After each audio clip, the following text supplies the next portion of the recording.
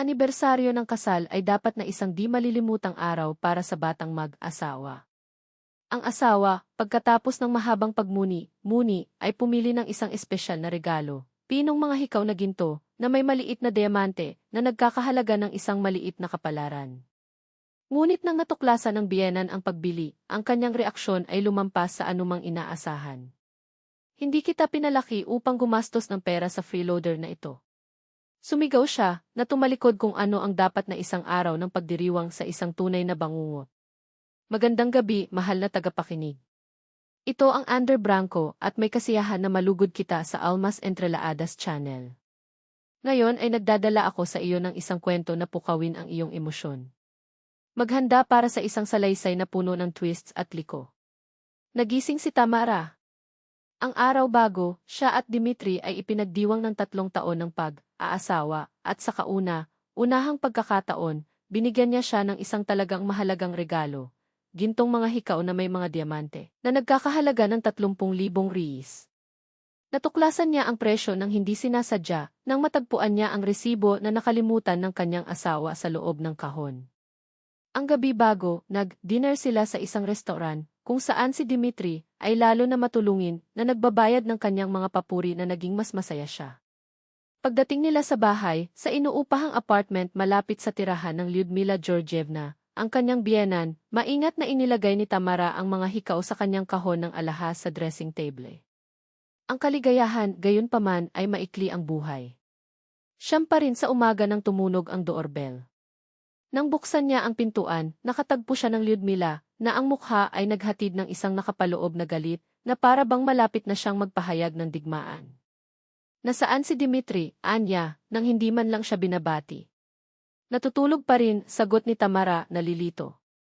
At anong nangyari? Ano ang nangyari? Inulit ang biyenan, na sumalakay sa apartment nang hindi tinanggal ang kanyang sapatos.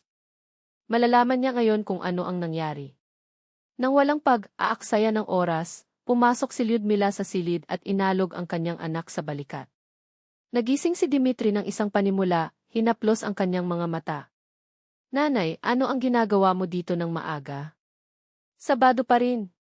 Sabado ha? Tumahol siya. Alam mo ba na kahapon ay gumugol ako ng 4 na oras sa linya sa health center? Dahil wala akong pera para sa isang pribadong doktor.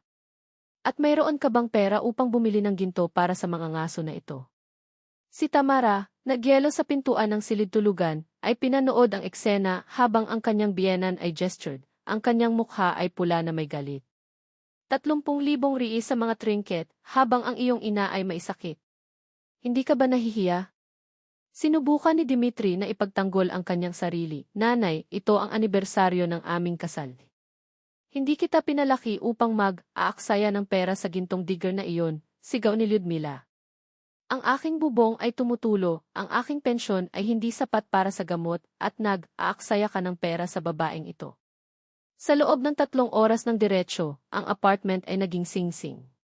Si Lyudmila ay patuloy na sumisigaw, inaakusahan si Tamara na maging ambisyoso, pagkalkula at makasarili.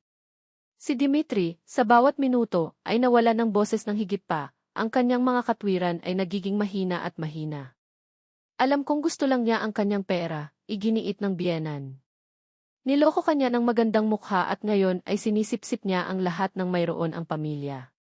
Sa palagay mo ba mahal ka niya? Mahal ka niya at ito ay isang mamahaling regalo. Nang sa wakas ay umalis si Lyudmila, ang kapaligiran sa apartment ay hindi mababawas. Iniwasan ni Dimitri ang pagtingin sa mga mata ng kanyang asawa, na nagbubulong-bulungan sa mga pilay tungkol sa nerbiyos ng kanyang ina at ang mga paghihirap sa edad. Siguro ito ay talagang mahal, natapos niya ang pag-amin. Nadama ni Tamara ang kanyang puso na lumubog, ngunit pinili niyang manahimik.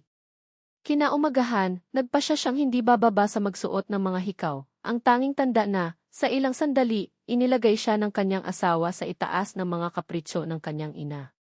Ngunit nang buksan niya ang kahon ng alahas, natagpuan lamang niya ang kawalan ng laman. Ang kawalan ng pag-asa ang pumalit sa kanya. Tumingin siya sa pamamagitan ng dressing table, ang bedside table, tumingin sa ilalim ng kama. Wala. Nawala ang mga hikaw. Naghahanda na umalis si Dimitri nang harapin siya ni Tamara. Nakita mo na ba ang aking mga hikaw? Nag-sorpresa siya ng sorpresa, wala akong ideya. Baka nawala mo ito sa isang lugar. Ngunit ipinagkanulo ng kanyang mga mata ang kasinungalingan. Naaalala ang key. Security camera install ng kanyang asawa sa pasukan pagkatapos ng pagnanakaw sa gusali. Nagpa siya si Tamara na suriin ang mga pag-record. Nang umalis siya, pinihit niya ang computer. Ang nakita niya ay nag-iwan sa kanyang pagkabigla. Sa mga imahe, posible na makita ang Lyudmila na nag-sneak sa apartment bandang 11 gabi bago, gamit ang kanyang sariling susi. Lumipat siya tulad ng isang may karanasan na magnanakaw, sumisilip sa paligid ng silid hanggang sa makarating siya sa dressing table. Sa pamamagitan ng matatag na mga kamay, binuksan niya ang kahon ng alahas, kinuha ang mga hikaw at inilagay ito sa kanyang bag bago umalis. Kumuha pa siya ng mga larawan ng bukas na kahon marahil upang kipatunayan sa kanyang anak kung magkano ang ginugol niya sa kanyang manugang. Kaya sigurado sa kanyang impeksyon na hindi man siya nag-abala sa kamera. Mas masahol pa, habang siya ay umalis, lumingon siya at gumawa ng isang malaswang kilos sa lens. Save ni Tamara ang video sa isang flash drive at sumasalamin. Mag-ulat sa pulisya. Lumilikha ng isang iskandalo. O kumilos ng matalino. Sa pamamagitan ng gabi, mayroon na akong plano. Nang umuwi si Dimitri mula sa trabaho, natagpuan niya ang kanyang asawa na may malubhang pagpapahayag. Mag-file ako ng ulat ng pulisya. Ninakaw nila ang aking mga hikaw at may katibayan ako. Katibayan? Anong katibayan? Siya stammered, nagiging maputla. Ang pag-record ng kamera. Nandoon ang lahat, sino ang kumuha nito at kailan. Hindi mo gagawin iyon, di ba? Sinubukan niya, ngunit matatag si Tamara. Bakit hindi? Ito ay isang pagnanakaw. Hindi mahalaga kung ito ay isang estranghero o isang tao sa pamilya. Si Dimitri ay nagsimulang magmakaawa, pinag-uusapan ang tungkol sa pamilya, tungkol sa iskandalo, tungkol sa kung paano walang masamang hangarin ang kanyang ina. Pinakinggan ni Tamara ang lahat ng bagay sa katahimikan, pag-unawa sa katotohanan, alam niya ang tungkol sa mga plano ng kanyang ina. Okay, sa wakas sinabi niya. Kalimutan ko ang lahat ng ito, ngunit sa isang kondisyon, bukas, bago ang tanghalian, dapat na bumalik ang mga hikaw sa lugar. At susuriin mo ito sa iyong ina. Kinabukasan, nagpunta si Dimitri sa bahay ng kanyang ina. Bumalik siya makalipas ang 2 oras, kasama ang mga hikaw at isang somber expression. Sinabi niya na nais niyang ibenta ang mga ito upang magbayad para sa aking medikal na paggamot, nagsinungaling siya. Ito ay hindi nababahala sa pamilya. Tumango lang si Tamara, ngunit hindi tinanggal ang pag-record. Nang gabing iyon, lumitaw si Lyudmila sa pintuan, ang kanyang mukha ay nagkakasundo sa puot. Nawala mo na ba ang iyong kahihiyan? Sigaw niya. Mag-ulat ka ba sa akin sa pulisya? At ikaw, pagnanakaw mula sa iyong manugang, hindi ka ba nawala? Sagot ni Tamara, mahinahon. Hindi ako nakawin. Gusto kong iligtas ang aking anak na lalaki mula sa isang babaeng katulad mo. Save sa pamamagitan ng pagnanakaw. Ano ang isang wiling pamamaraan, quip ni Tamara. Sinubukan ni Lyudmila na sampalin siya, ngunit mahigpit na hinawakan ni Tamara ang kanyang pulso. Sa susunod, mag-isip ng 2 beses bago itaas ang iyong kamay sa akin, binalaan niya, tahimik. At mag-isip ng 2 beses bago ang anumang bagay. Save ko ang pag-record. Maaari naming malutas ito ng maayos, huminto ka sa pagpapakita dito na hindi nasasalamin, ihinto ang paggawa ng mga eksena, dahil sa pera na ginugugol ng iyong anak sa akin at magsimulang kumilos tulad ng isang disenteng tao. Bilang kapalit, walang nakakaalam tungkol sa iyong night walk. Paano kung hindi ko ito tatanggapin? Hinamon ang biyenan. Bukas ang pag-record na ito ay nasa istasyon ng pulisya. Ang araw pagkatapos bukas, sa social media. Sigurado ako na ang iyong mga kaibigan sa gusali ay mahilig matugunan ang iyong mga bagong talento. Sinubukan ni Lyudmila na magprotesta, ngunit natanto, sa oras na ito, hindi ibibigay si Tamara. Sinubukan ni Lyudmila na bigyan ang isang huling nakamamanghang sulyap bago umalis, ang kanyang mga labi ay pinindot sa isang manipis na linya. Magsisisihan ka pa rin ito, pag-iwas niya, na parang ang mga salita ay maaaring mag-iwan ng sumpa sa hangin. Itinaas lamang ni Tamara ang isang kilay, walang kaparis. Makikita natin. Malakas ang pagbagsak ng pintuan, ngunit sa oras na ito ay walang kasiyahan tulad ng dati. Sa oras na ito, naiba ito. Ito ay tiyak. Pinanood ni Dmitry ang lahat sa katahimikan, ang kanyang mga mata ay parang nakikita ang kanyang asawa sa unang pagkakataon. Hindi siya ang babae na nag-cower bago ang mga hiyawan ng kanyang ina, hindi siya pareho na lumunok ng mga palaka upang maiwasan ang mga fights. Ito ay isang kinakalkula na diskarte, isang digmaan kung saan hindi lamang ipinagtanggol ni Tamara ang kanyang sarili, nanalo siya. Sa mga buwan na sumunod, ang katahimikan ay bingi. Si Lyudmila Georgievna ay nawala tulad ng isang pinalayas na multo, nang walang mga hindi inanyayahang mga bisita, nang walang krisis sa mga bayarin ng kanyang anak, nang walang mga komento ng asid tungkol sa tulad ng Ki. Ang asawa ay dapat kumilos. Si Dmitry, sa una, ay naggangalit, ngunit sa lalong madaling panahon natuklasan ang lasa ng kalayaan. Nang walang pag-aalaga upang makita kung inaprubahan ng kanyang ina ang kanyang mga pagpipilian, nang hindi pinatutunayan ang bawat gastos, nang walang patuloy na anino ng isang paghusga. Ito ay tulad ng paghinga pagkatapos ng mga taon na may bukol sa iyong lalamunan. Ngunit si Lyudmila ay hindi ang tipo na sumuko. Kung hindi siya maaaring manalo ng lakas, gagamitin niya ang pagkakanulo. Nagsimula siyang maghasik ng lason sa kanyang mga kamag-anak. Tinawag niya ang kapatid ni Dmitry na si Irina, na nagbubulong tungkol sa bruha, na inalis ang kanyang anak. Kinumbinsi niya ang isang malayong tiyuhin na magbigay ng payo sa kanyang pamangkin tungkol sa mga halaga ng pamilya. Pinakinggan ni Tamara ang mga galit na tawag sa telepono ni Irina, mga pahiwatig ng kanyang tiyuhin at mumiti lang. Naghintay ako. Dahil alam niya, ang mga naglalaro ng maruming pagtatapos ay nalulunod sa kanilang sariling putik. Hanggang sa umaapaw ang pagbagsak. Kinalat ni Lyudmila ang salita sa paligid ng kapitbahayan na ang kanyang manugang na babae ay nagnanakaw ng kanyang pagtitipid. Nakita ko ito sa aking sariling mga mata, siya ay nagsinungaling, ang kanyang tinig ay nanginginig sa maling pagkagalit. Ito ang pagkakamali na inaasahan ni Tamara. Kinabukasan, pinasok niya ang condominium management company kung saan si Zenaida Mikhailovna, ang best childhood friend ni Lyudmila, ay nagtrabaho ang mismong tao na kung saan ang kanyang biyenan ay nagvent tungkol sa kanyang manugang na magnanakaw. Zenaida Mikhailovna, magandang umaga, binati niya, na may isang ngiti na hindi nakarating sa kanyang mga mata. Ako si Lyudmila Georgievna na manugang. Gusto kong ipakita sa iyo ang isang bagay kawili-wili. Ang telepono ay inilagay sa mesa. Nagsimula ang pag-record. Ang mga mata ni Zenaida ay lumaki ng mas malawak. Una, ang sorpresa. Pagkatapos ang pagkabigla. Sa wakas, ang pag-aalsa. Iyon ang iyong kaibigan na pumapasok sa aking apartment sa gabi, paliwanag ni Tamara, naka-pause. Habang ang imahe ay nagpakita ng Lyudmila rumaging sa pamamagitan ng mga drawer. At pagkatapos ay ikinakalat ang salitang ako ang magnanakaw. Nagtataka, hindi ba? Wala nang iba si Zenaida.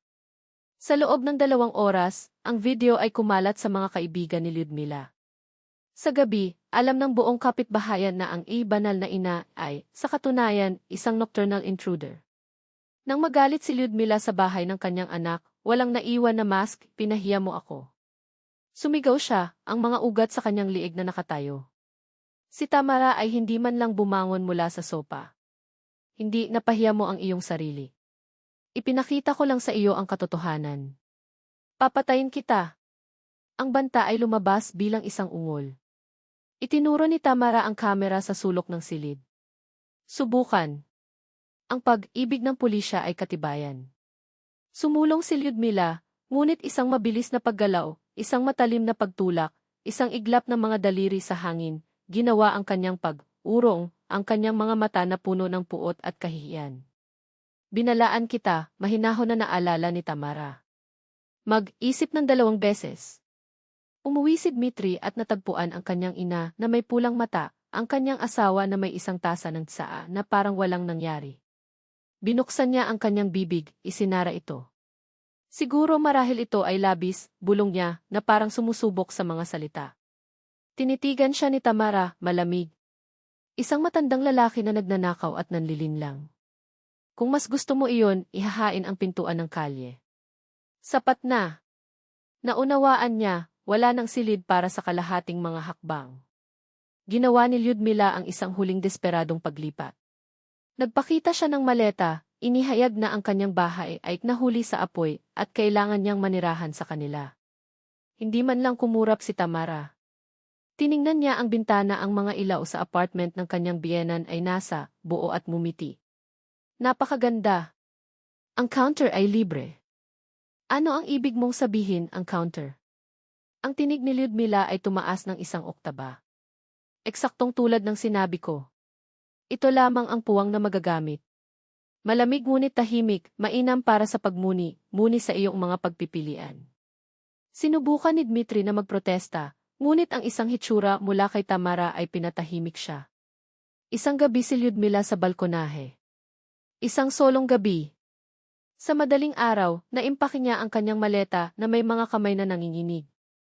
Ikinalulungkot mo ito, spat niya. Tumango lang si Tamara. Mabubuhay tayo. Pagkalipas ng 6 na buwan, sa wakas ay inamin ni Dmitri ng malakas kung ano ang alam niya sa mahabang panahon. Ang buhay nang wala ang kanyang ina na kinokontrol ang kanyang bawat hakbang ay mas mahusay. Mas magaan. Nakakuha siya ng isang promosyon, tumigil siya sa paglukso sa tunog ng kanyang cellphone na nag-ring kahit nangumiti pa siya. Si Lyudmila, desperado, sinubukan na mag-recruit ng ibang mga kamag-anak, ngunit kahit na sila ay pagod. Luka, wala ka sa isip mo, Blanco ni Tavalia. Ang batang babae ay matalino at alam mo lamang kung paano masira. Unti-unti tinanggap ng biyenan ang pagkatalo. Hindi sa kabaitan, ngunit dahil napagtanto niya na, sa oras na ito, walang mga gaps. Napili ang kanyang anak. At si Tamara ay hindi babalik kahit 1 pulgada. 3 taon na ang lumipas. Si Lyudmila Georgievna ay naging lola.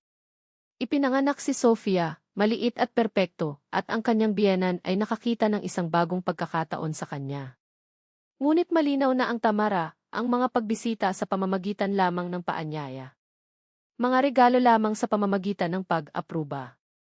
At huwag mong isipin ang tungkol sa pagtuturo ng aking anak na babae sa iyong mga pamamaraan. Paano kung hindi ako sumunod? Sinubukan ni Lyudmila na mag-bluff. Ang sagot ay isang nakangiting-ngiti. Hindi mo makikita ang iyong apo hanggang sa 18 siya. Hindi ito banta. Ito ay isang katotohanan. Ngayon, 5 taon pagkatapos ng kasal, ang pamilya ay sa wakas ay humihinga. Nalaman ni Lyudmila sa pamamagitan ng lakas upang kumilos. Si Dmitri ay isang ligtas na tao, isang kasalukuyang ama. At si Tamara. Si Tamara ay nagsusuot ng kanyang gintong serigas sa mga espesyal na okasyon, na hinawakan ang mga ito sa kanyang mga daliri habang naaalala niya ang gabing iyon na nagbago ang lahat. Minsan pinasasalamatan niya ang pagmamataas ng biyenan. Kung wala siya, hindi ko kailanman natuklasan kung gaano ako katindi kapag itinulak laban sa dingding. At ang pag-record, nakaimbak pa rin. Sapagkat, tulad ng palaging sinasabi ni Tamara, hindi mo alam kung kailan magpapakita muli ang ahas.